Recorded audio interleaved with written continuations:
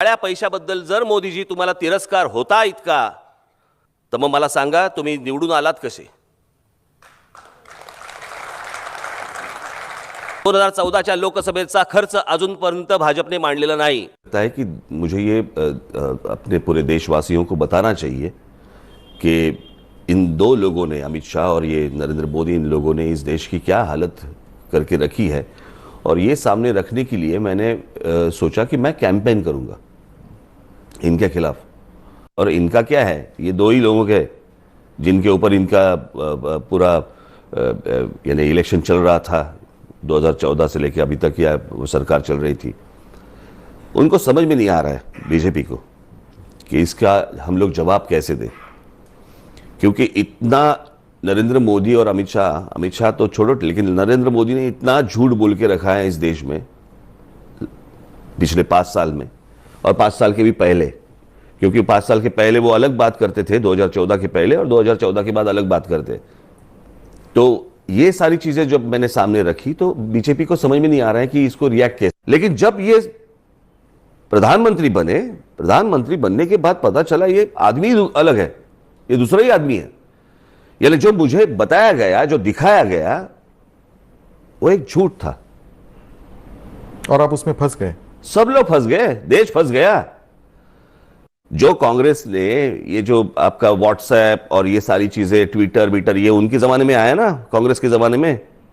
अगर कांग्रेस वाले काम नहीं करते तो नरेंद्र मोदी यूज क्या करते फिर फेक न्यूज के लिए?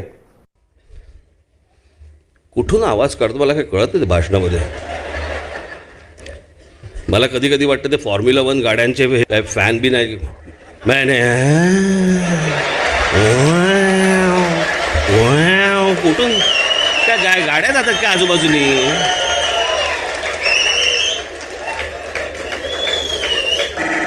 मैंने उनको असं बोलतं का कोण?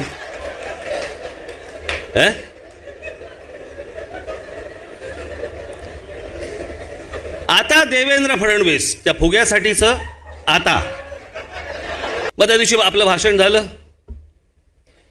भाषण झाल्यानंतर मग काहीतरी बोलायलाच पाहिजे समोरून। मग तो हवा गेलेला फुगा एक, तो असा दाबला की कसाही आकार होतो माहिती आहे? समजा त्या दाबलेल्या फुग्याला जर जॅकेट घातलं तर कसं दिसेल? मग ते काहीतरी बरळलं। फडणवीस म्हणे माझी स्क्रिप्ट बारामतीहून आली होती, आणि पवारांकडे म्हणे काय, पवारांकडे असे अनेक पोपट आहेत, चला कपडे आम्ही यांचे काढले आणि ह्यांना आमचा पोपट दिसला। आमचे सीआरपीएफचे सगळे जवान मारले जातात, त्यांची पत्नी त्यांची मुलं ही टाहो फोडत असतात, आणि आम्ही प्रश्न नाही विचारायचे। आणि मग अशी आशिषजींनी सांगितलं, गल्लीतले लोक देखील आजकाल बोलायला लागले। मला फार त्याच्यावर बोलायचं नाही, पण आशिषजी तुम्हाला माहिती आहे ते कलाकार आहेत, आणि कलाकाराचं काम काय असतं? जी स्क्रिप्ट लिहून दिली त्याच्यावर अभिनय करायचा। 26 तारखेला एअर स्ट्राईक झाला, तो 26 तारखेला एअर स्ट्राईक झाला। आपला वैमानिक अभिनंदन हा तिकडे पडला गेला, मग तिकडच्या काही स्थानिकांनी त्याला तिथे मारला, मग तिथे पाकिस्तानच्या लोकांनी त्याला धरला त्यावेळेला आणि मग घेऊन आले।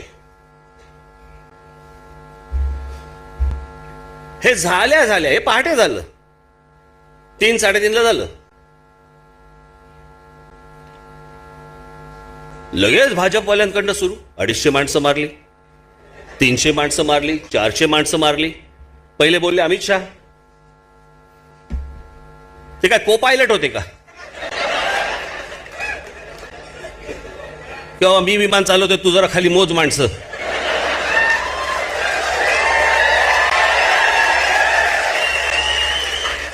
पंधरा फेब्रुवारी, 16 फेब्रुवारी, 17, 18, 19, 20, 21 हे बघा, आणि 22 रोजचे फोटो आहेत।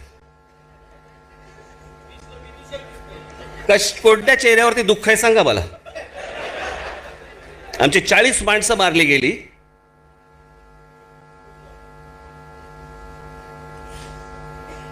40 परिवार उद्ध्वस्त झाले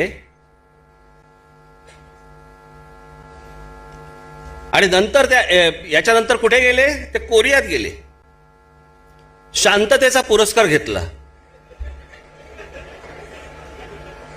मला आतापर्यंत फक्त हे फिल्मफेअर आणि स्क्रीन अवॉर्डलाच माहिती होतं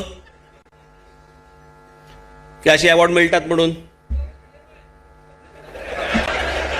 हे बघा,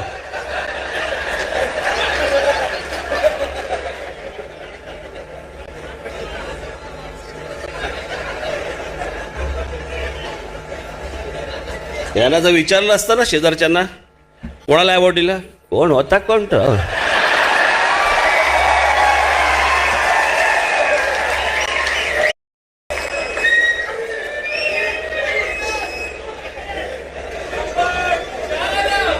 ही परिस्थिती देशामध्ये आहे, युद्ध सदृश परिस्थिती आहे. आणि हे गेले कोरियामध्ये अवॉर्ड घ्यायला. जसं नोटबंदी झाल्या नोटबंदी केल्या जपानमध्ये गेले होते दुसऱ्या दिवशी पंतप्रधान, आणि जपानमध्ये भाषण केलं. बघा कशी भारतीयांची वाट लावून आलो की नाही. मी बघत असतानाच मला असं वाटलं, म्हटलं हा कसले फकीर, हा तर बेफिकीर.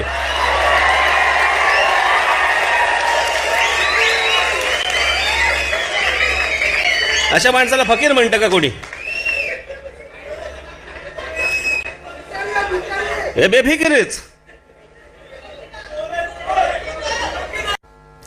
ज्या वेब पोर्टलवरती त्या अजित डोवल यांच्या मुलाने 1000 कोटीचा दावा केलाय.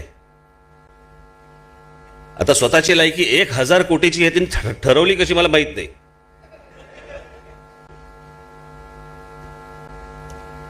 पण त्याच्यात त्यांनी काय दिलंय तर या अजित डोवल ज्यांच्याबद्दल मध्यंतरी सगळ्यांना जो पुळका आला होता ना, या अजित डोवल यांच्या मुलाचं कंपनी आहे आणि त्या कंपनीमधले 2 पार्टनर, त्यातला एक अरब आहे आणि दुसरा पार्टनर हा पाकिस्तानी आहे. दाखवा रे जरा ते.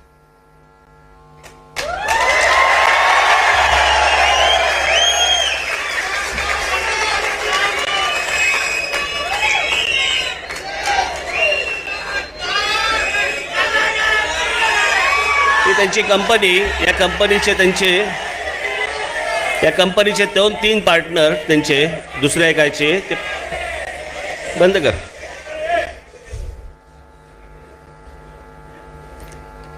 हा त्यांच्या मुलाचा व्यवसाय झाला. त्यात त्यांनी आता त्यांच्या मुलाचा पाकिस्तानी पार्टनर चालतो. पण इतर पक्षाच्या कोणाचा जर समजा पाकिस्तानी पार्टनर असता तर भाजपने काय थैथयाट केला असता? हा, देशद्रोही, राष्ट्रद्रोही यांच्या सगळ्या गोष्टी चालतात.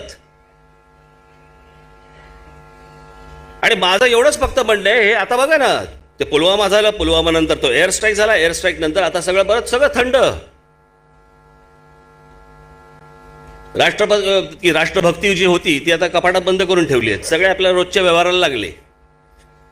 पुन्हा कुठेतरी ढम झालं की परत कपाट उघडायचं, राष्ट्रभक्ती बाहेर काढायची. ही यांची राष्ट्रभक्ती. आणि मला पहिला प्रश्न पडतो, भारतीय जनता पक्ष किंवा नरेंद्र मोदी किंवा त्यांची जे काही लोक असतील आजूबाजूचे, हे तुम्हा आम्हाला राष्ट्रभक्ती शिकवणार आहे कोण? जर हेच नरेंद्र मोदी जर समजा राष्ट्रभक्त असते तर त्या काहीही कार्यक्रम नसताना, प्रोग्राम ठरलेला नसताना हवेतल्या हवेत विमान वळवून लाहोरला त्या नवाज शरीफच्या वाढदिवसाला केक भरवायला का गेलात तुम्ही तिकडे?